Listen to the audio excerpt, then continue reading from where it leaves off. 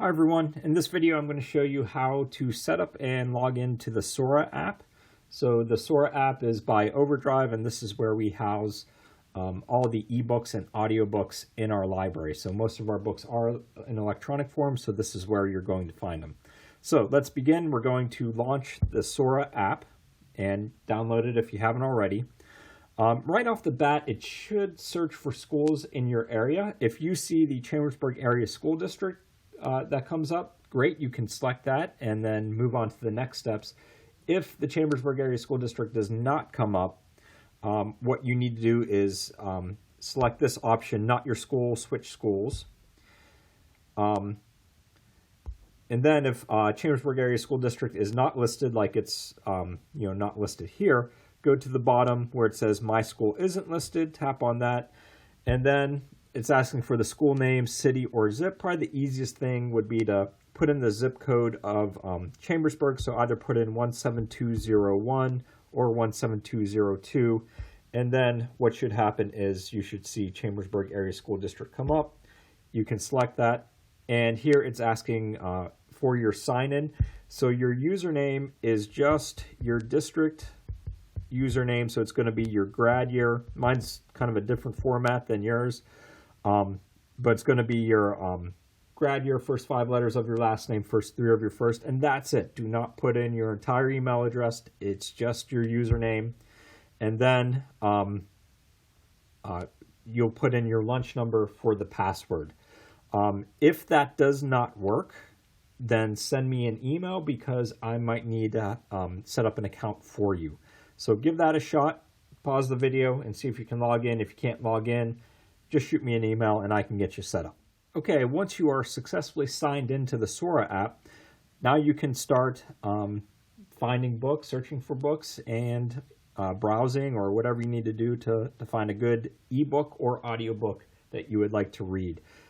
So the search is just up here at the top left hand corner. You could search for a title, you could search for an author, you could search by subject, however you want to do that. Or if you would like to just browse our collection, kind of a good place to go would be here in the popular subjects or explore all subjects. And, they kind of sort out the books by genre. So let's say, if I'm in the mood for maybe science fiction, I can tap on that. And then, we have a list of books here that we could check out. So maybe, if I'm interested in A Boy and His Dog at the End of the World, if I want to know a little bit more about this book, I can tap on the title. I can get a kind of a synopsis of the book.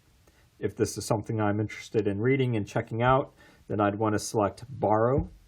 Now, if Borrow is not an option, it'll probably say Place a Hold, and that basically means that the book has been checked out and you just have to wait till it becomes available, but you can put a hold on it.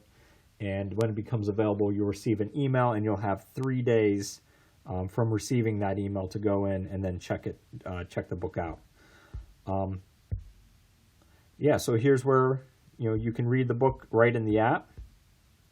You can customize the view, so you can do split screen. You can also search by chapters. You can change the background, change your font size. You can actually do text-to-speech, different things like that.